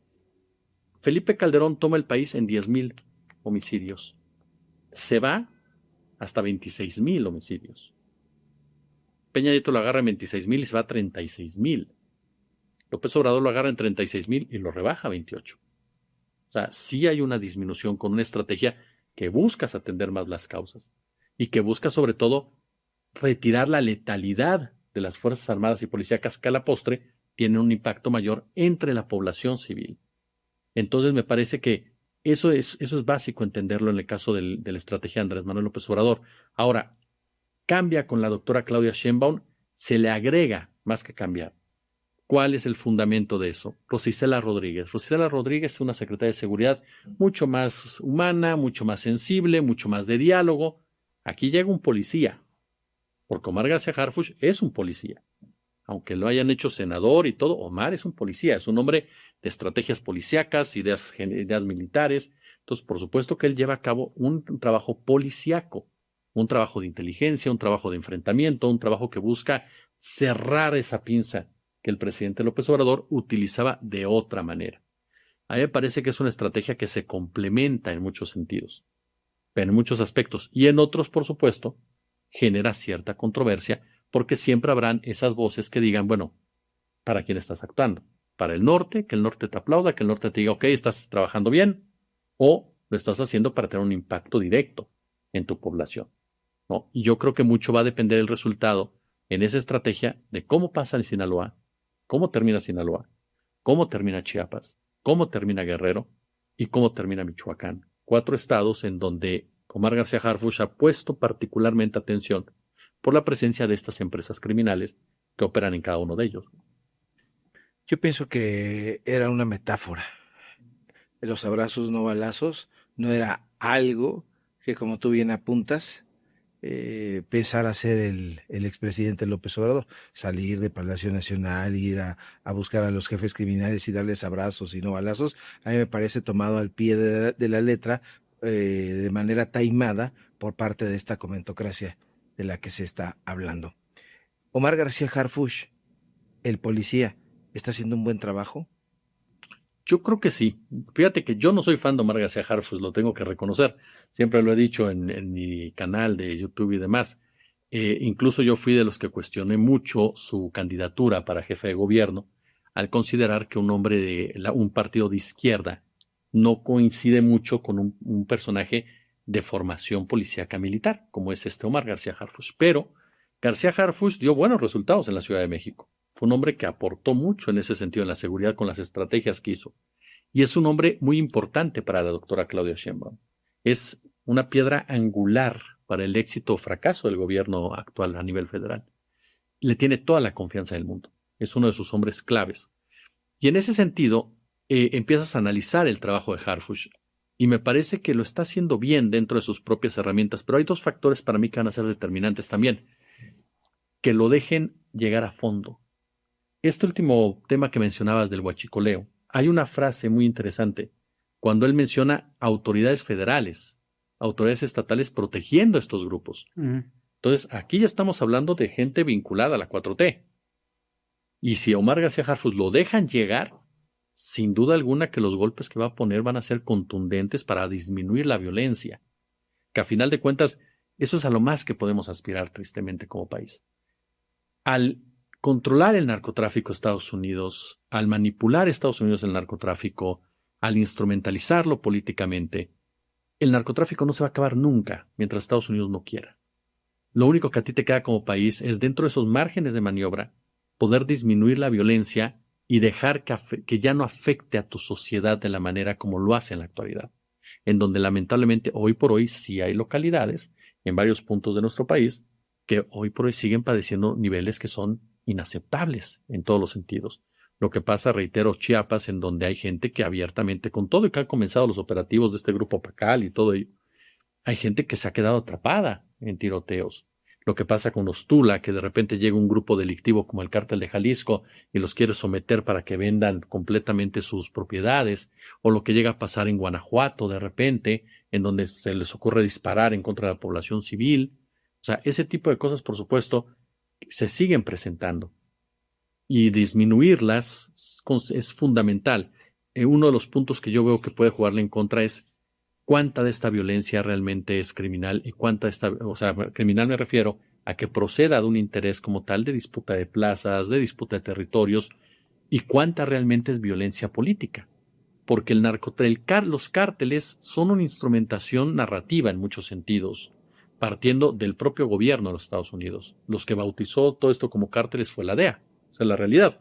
Si ustedes le preguntan a Caro Quintero o a Miguel Ángel Félix o al Neto Fonseca si estaban en el cártel de Guadalajara, ellos mismos te dicen que no.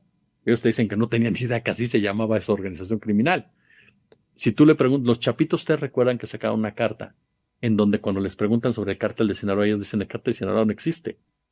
Y mucha gente consideraba que era un cinismo de los chapitos. No, es que en realidad no estamos diciendo que no exista la violencia, ni mucho menos.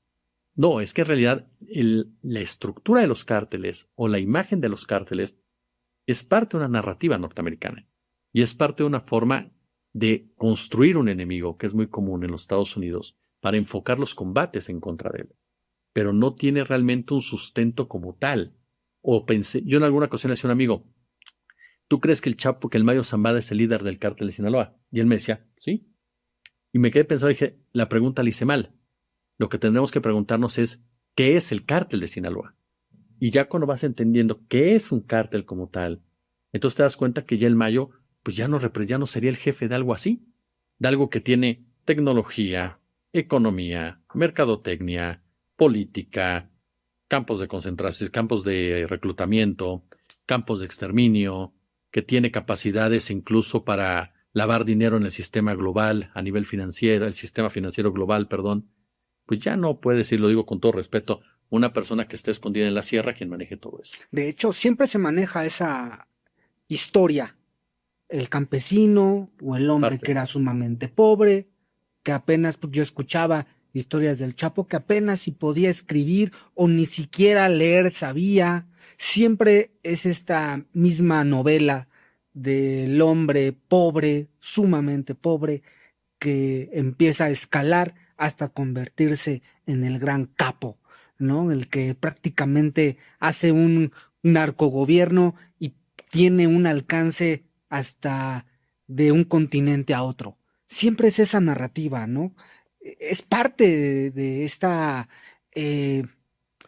pues, digamos, lo que quiere vender los medios o incluso Estados Unidos.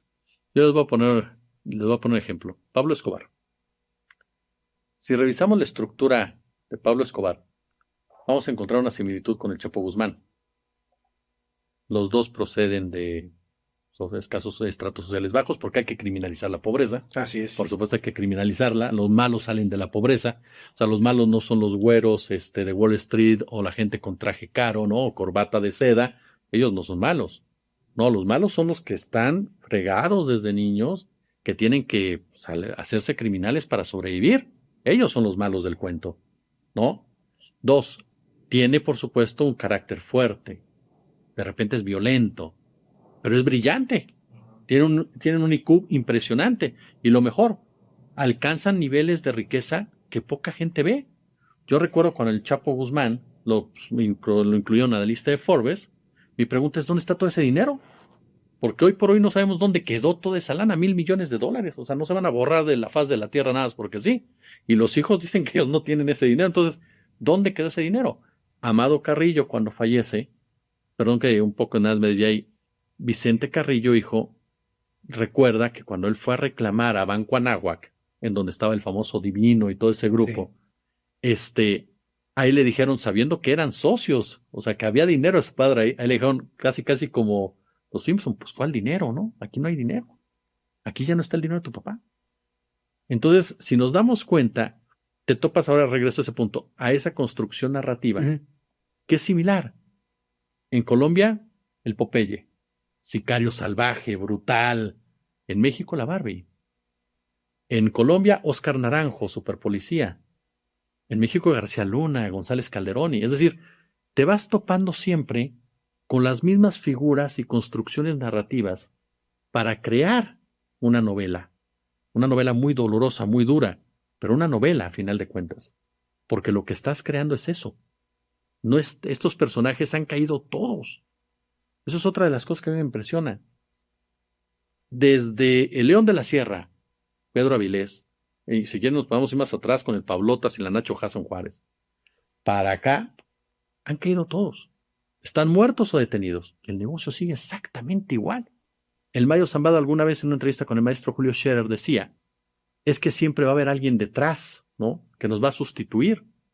No, claro, eso siempre va a pasar.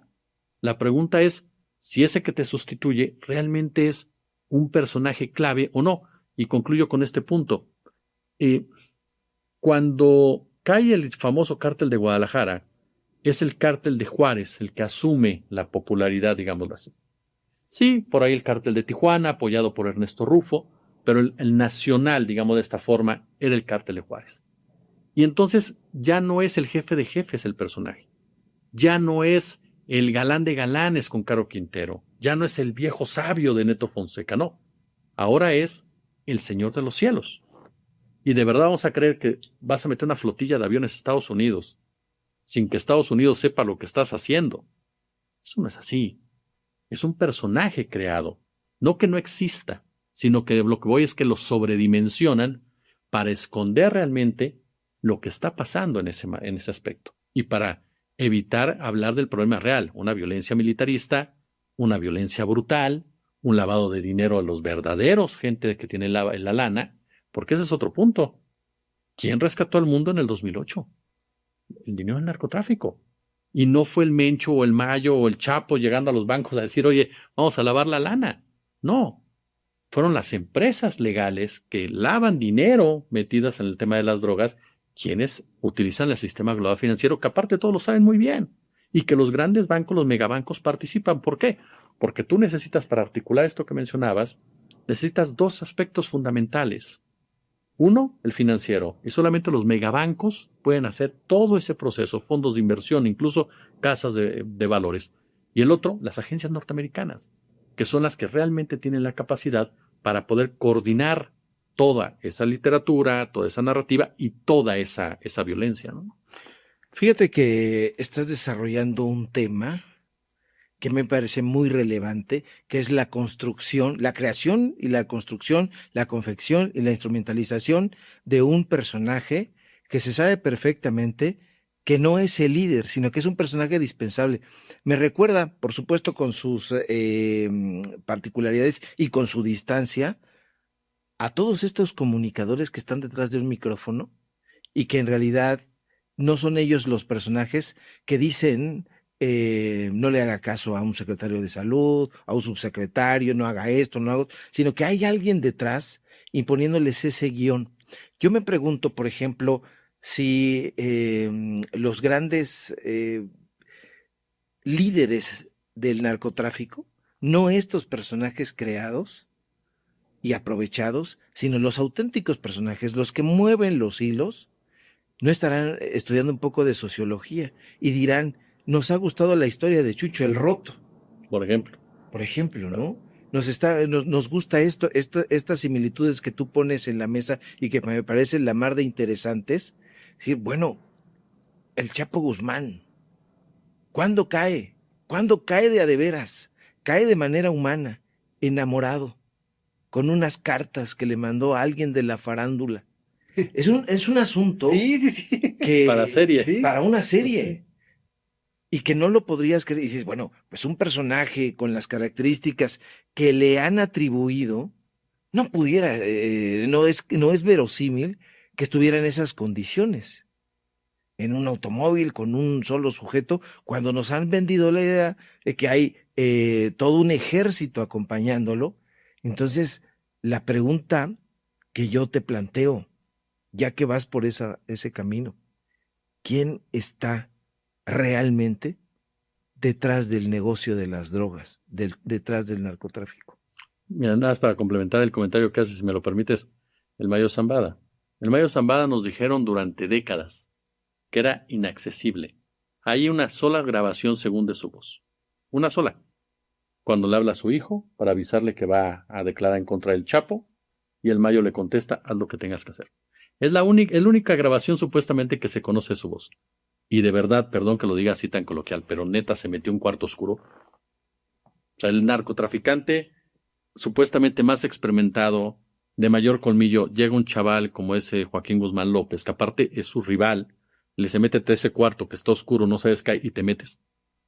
Por supuesto, hasta en eso pierden seriedad, hasta en las narrativas.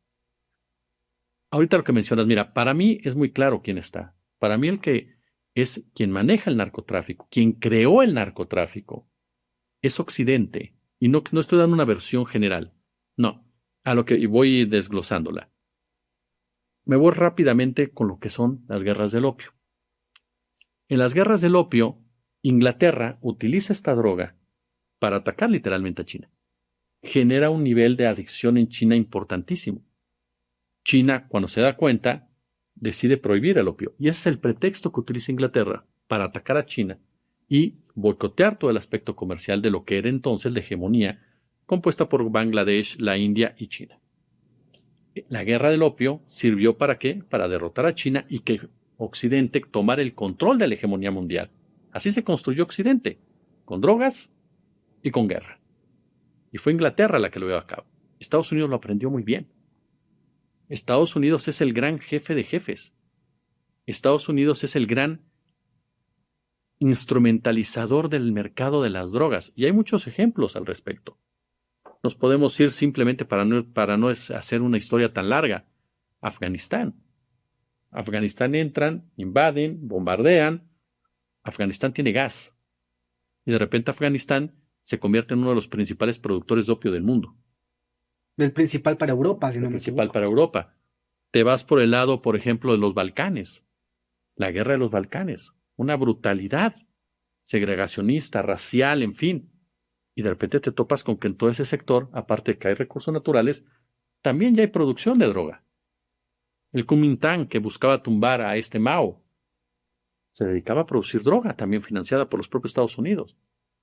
Entonces, empiezas a toparte con lo que mencionamos ahorita, un manejo en ese ecosistema político de parte de los Estados Unidos. Los Estados Unidos, los contras nicaragüenses, otro ejemplo perfecto, que fue lo que pasó con Camarena, ya lo comentábamos. Camarena no lo matan por descubrir el rancho El Búfalo, que todo el mundo sabía dónde estaba, que era una cantidad de hectáreas impresionante y todo el mundo sabía dónde estaba el rancho El Búfalo. No, él descubre, y después lo comentaba el maestro Buendía, Manuel Buendía, él descubre el rancho Veracruz, que era donde estaban preparando a los contras nicaragüenses. Y que entonces los narcos agarraban, trepaban a las armas, subían armas, trepaban a los contras, las llevaban a Nicaragua y después pasaban la droga hacia los Estados Unidos. Y eran los narcos del cártel de Guadalajara. Entonces, ¿quién permitía eso? ¿Quién utilizaba eso? El propio gobierno de los Estados Unidos.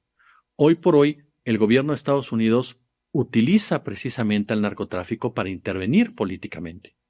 Y lo tratan de hacer en México. Toda esta campañita que hay, 3 instituciones bancarias en México lavan dinero. No estoy diciendo que no laven dinero en México. Claro que se lava dinero en México. Pero esas 3 instituciones bancarias representan una cantidad ínfima en comparación a los $300,000 millones que se lavan cada año en Estados Unidos. Son $17 millones en relaciones con China. Es decir, instrumentalizo lavado de dinero, ojo, cártel de Sinaloa y China. Ahí está el patrón. China es el rival político, hay que satanizarlo, hay que criminalizarlo, China está generando drogas. México lava dinero. Entonces México es nuestro adversario, porque está envenenando a nuestros niños. Pam Bondi, la fiscal de los Estados Unidos. Y a eso le agregamos un caso que a mí en lo personal, y lo digo con todo respeto, no es mi afán de batir contra quien lo crea, de que un hacker, brillantísimo el hombre, del cártel de Sinaloa, hackeó el centro de comando a la Ciudad de México, ubicó a la gente del Buró Federal de Investigaciones, y eso le permitió matar a otros agentes y otros informantes. Primero nos tenían que decir qué hace el FBI en la Ciudad de México, y nadie nos lo dice. Pero ese es el nivel de historias que te presentan. ¿Por qué? Porque lo que están creando es una narrativa de que en México todo mundo es narco, de que en México hay un narcoestado, y por lo tanto Estados Unidos, como en otras ocasiones, tiene que llegar a salvarte. Tiene que llegar a imponer sus condiciones. ¿Para qué? Para rescatarte de eso que te está generando a ti tales niveles de violencia. Entonces, el gran creador del narco como tal, como instrumento político, en la época moderna, es Estados Unidos. ¿Quién controla el narcotráfico? Estados Unidos. Si hablamos, por ejemplo, ahorita que mencionabas, de esos empresarios que deciden, ¿no? Y nombran y demás, pues hombre, hay que recordar quiénes fueron los principales soportes de Genaro García Luna. A Genaro García Luna no lo pone Felipe Calderón. A Genaro García Luna se lo ponen las agencias gringas, pero aparte en México contaba con el apoyo de Rafael Mazo de la Concha, secretario de la Defensa, y ojo, Carlos Slim, Alfredo Harfelú, Ricardo Salinas Pliego y Germán Larrea. 4 de las fortunas más importantes de este país. Y que lo mantuvieron con Fox y lo mantuvieron con Calderón. Y que después hicieron contratos con él. Durante el sexenio de Calderón, en los contratos que llevó a cabo el Grupo Carso con la Secretaría de Seguridad Pública fueron enormes, con la famosa Plataforma México. El caso, por ejemplo, de Salinas Pliego, no hizo negocios después con Luis Cárdenas Palomino, que era el hombre de la mano derecha del propio Genaro García Luna. Germán Larrea, con toda la seguridad alrededor de sus minas. Y hay un detalle muy interesante, ahorita que hablamos de las minas, para irnos dando cuenta quiénes estructuran el narcotráfico. Los lugares con mayor nivel de violencia en México durante años han sido donde está el extractivismo. ¿Por qué? Porque la minería surte de armas a los cárteles. Incluso se habla de que las propias mineras, cuando entran en conflicto, que es el común, con las comunidades, y las comunidades empiezan a resistir, se habla de que las propias mineras, si no tienen la ayuda del Estado, es decir, del ejército, muchas veces recurren también al poderío, a los servicios del crimen organizado, para empezar a limpiar la zona y ellos poder acceder mucho más fácil a las tierras. Primero tratan de ofrecerles, se llama la compra de voluntades, si la gente no accede, empieza ya la criminalización y si no la persecución e incluso pues ya el desplazamiento. ¿Y qué utilizan para desplazar? Pues el propio crimen organizado. O sea, muchas veces el propio crimen organizado ofrece sus servicios no siempre a estas empresas. Hay un ejemplo, por ejemplo, en Michoacán. Ahorita se me escapa el nombre de la minera. Eternium, que cita incluso mi querido tocayo Jesús Lemus en su libro Licio, en donde él plantea la relación con los caballeros templarios y la justifica y la argumenta. Y después, cuando los templarios empiezan a querer poner al brinco, empieza a armar a otros grupos y contamina las autodefensas. Entonces, la misma minera genera la violencia como tal en una zona donde lo que ellos quieren es desplazar a la población para tener ellos el control. Pero no solamente esa es historia. Por ejemplo, durante años nos hablaron de, ustedes ubican a La Línea, que nos decían es el brazo armado del Cártel de Juárez. No era ningún brazo armado del Cártel de Juárez. Era un grupo de policías, locales, estatales, federales, quienes generaban la violencia para controlar el mercado de las drogas y quienes ofrecían sus servicios al membrete Cártel de Juárez. ¿Qué pasa con los Zetas? Los Zetas no es que Osiel Cárdenas Guillén los haya apapachado. Los Zetas estaban con ellos desde el June. Silberto Mena. Ahí estaban. Los Zetas no estaban sometidos al Cártel del Golfo. Los Zetas vendían sus servicios al Cártel del Golfo y colaboraban con el Cártel del Golfo. Por eso cuando se hartaron se salieron. Pero siempre fueron reconocidos por la Sedena como integrantes del ejército mexicano. Nunca rompieron con ellos. Entonces, de aquí lo que hablamos es de un estado criminal que operó durante muchos años en México y que era el gran generador de esa violencia, y se utilizaba el término narco, el término cártel, para echarles la culpa de todo. Y no estoy diciendo que sean inocentes ni blancas palomitas, pero estoy diciendo que no son de la dimensión que nos lo han puesto. Y retomo un punto que ahorita mencionabas: detenciones, decomisos, armas, y sin embargo todo sigue igual. ¿Por qué? ¿De dónde tienen la capacidad de acceder a tantas armas? ¿Quién se las da? A mí en alguna ocasión un ex agente de la DEA me decía, la CIA es la que arma los cárteles. Es la CIA la que los está armando y los ha armado todo el tiempo, dice. Y es el gran, volvemos a lo mismo, articulador de las empresas, 4 empresas gringas que hay, que venden armas, las compran, se las venden a los cárteles, se las venden a los ejércitos. Es un negociazo, otro negociazo más de todo ello.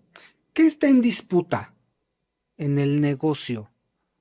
En donde están estos personajes del crimen organizado, las autoridades, el negocio de las drogas.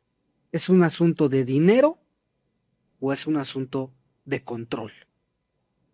Mira, yo creo que todo parte del dinero. Es decir, al principio de esta interesante charla, que les agradezco mucho que me hayan invitado, hablábamos del sistema del capitalismo como tal.